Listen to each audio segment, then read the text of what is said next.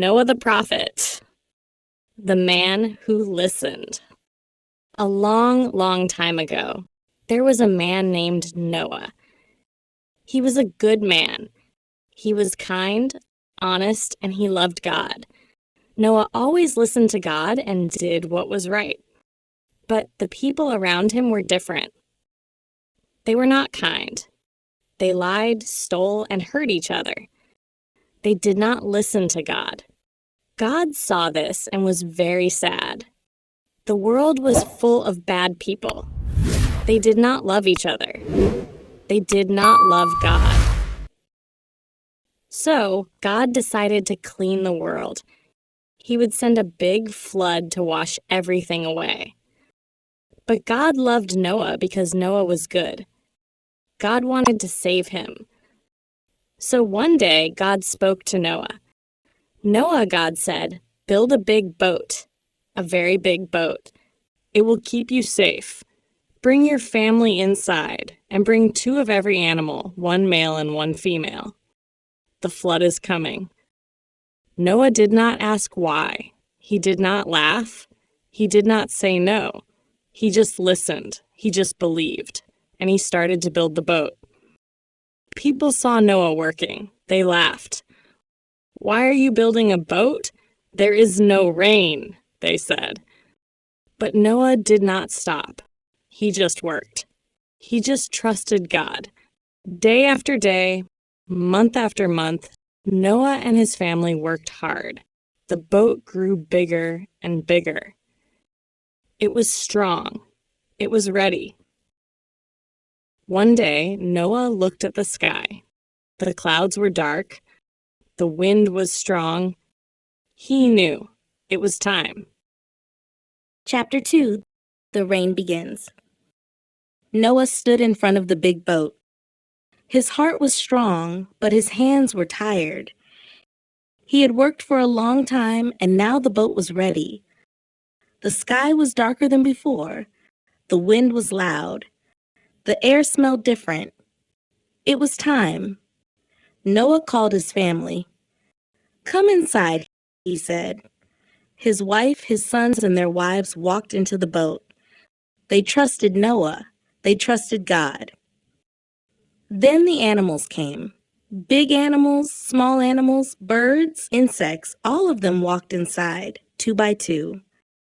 Lions, elephants, rabbits, snakes, birds, and even tiny ants. Some moved slowly, some ran fast, but all of them entered the boat. It was like magic. People in the village watched. They still laughed. "Look at crazy Noah," they said. "Why does he need all these animals? There is no flood."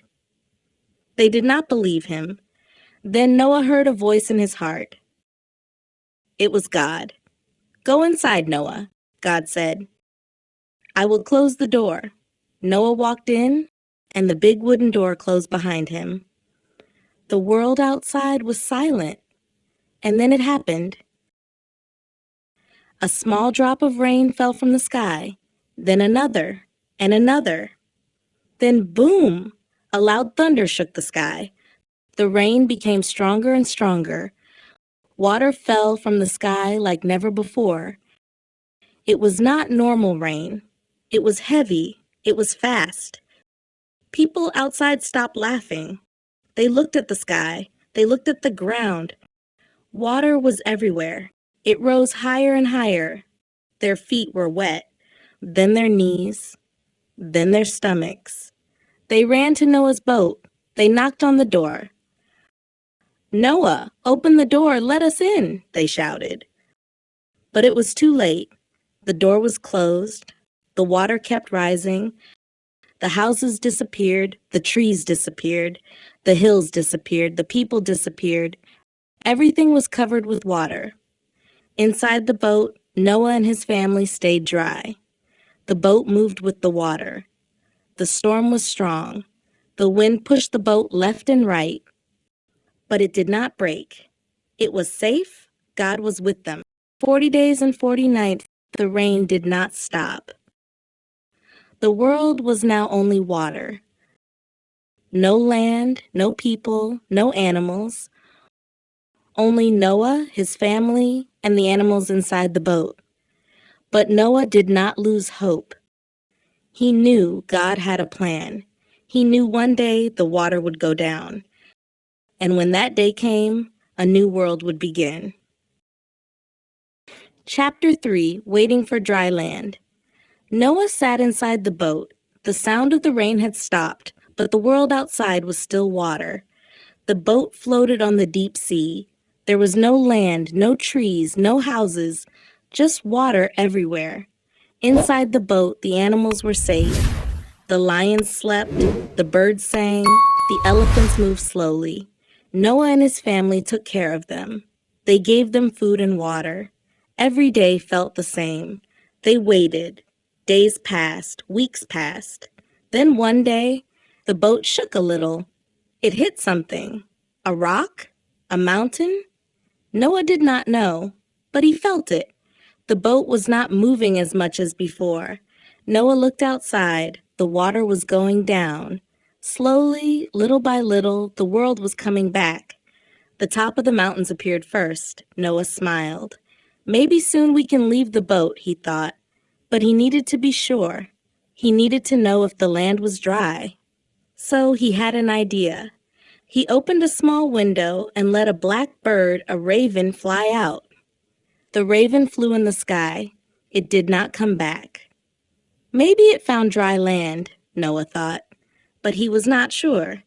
So after a few days, Noah sent another bird, a dove. The little dove flew over the water. It looked for a place to rest, but it found nothing. It came back to the boat. The world was still wet. Noah waited one more week. Then he sent the dove again. This time the dove came back with something in its beak, a small green leaf. Noah's heart was full of joy. "The trees are growing again," he said. "The land is almost dry." Noah waited one more week. He sent the dove again. This time the dove did not come back. Noah knew. The world was ready. The land was dry. It was time to leave the boat. Noah and his family were happy. The long wait was over. Soon they would walk on land again. They would start a new life. Chapter 4, A New Beginning. The boat had stopped. It was on dry land now. Noah took a deep breath. It was time to leave. Slowly, he opened the big wooden door. Fresh air rushed inside. The sun was bright. The sky was clear. The world was clean and new. Noah and his family stepped outside. They touched the ground. It felt good. They had been inside the boat for a long, long time. Then the animals came out. 2 by 2, they walked onto the land. The lions stretched. The birds flew high. The rabbits jumped. The elephants walked slowly. Every animal was free again. Noah looked around. Everything was fresh. The trees were small but green. The rivers were new. There were no cities, no houses, no roads, only nature. The world had started again. Noah felt thankful. He wanted to thank God. So he built a small altar, stones stacked on top of each other. He prayed. He gave thanks. God saw Noah's heart. He was happy with him. So God made a promise. He said, "Noah, I will never send a big flood like this again. The world is new. Go, live and grow. Fill the earth with people again." Then something beautiful happened. A rainbow appeared in the sky. It was big and colorful. Red, orange, yellow, blue, and violet, it stretched across the sky like a bridge of light. "This is my sign," God said. "Every time you see a rainbow, remember my promise. The earth will never be destroyed by a flood again." Noah smiled. His family smiled. They were safe. The world was safe. And so life began again. Noah and his family built homes. They planted seeds. They had children. And their children had more children. The world slowly filled with people again. The story of Noah was never forgotten. Even today, when people see a rainbow, they remember the promise. They remember the man who listened to God, built a boat, and started the world again.